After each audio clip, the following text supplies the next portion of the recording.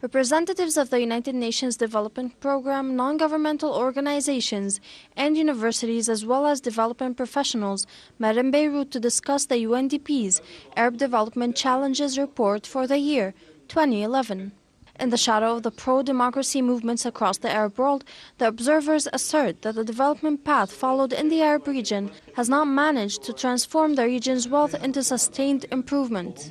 Thus, they warn that if the economic challenges are not addressed properly, the Arab progress is at risk of being thwarted.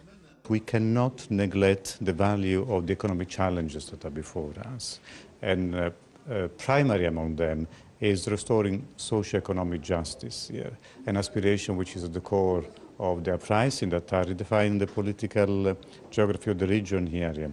So it's important to bring back better awareness on the root causes of this social injustice. Moreover, the report calls on the Arab states to adopt the democratic and developmental state model that goes in line with the demands of dignity, social justice, and freedom, which reverberated on the streets of the Arab world. The report claims that such a model would allow states to become more responsive and accountable to citizens who have long been marginalized politically and economically. This double marginalization is what effectively led to the explosions and the uprisings, particularly that the young generation was entering a world where they had no political opportunity and no economic opportunity.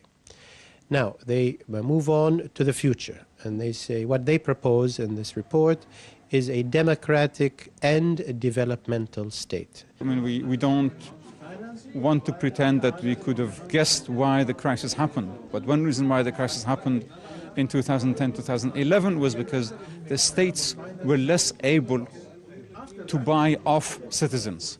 And you saw that right after it happened, certain states started increasing a lot of the contributions they're making to the population to keep them happy. But you can only do that so long. So there has to be a different way of doing things if you want a sustainable solution.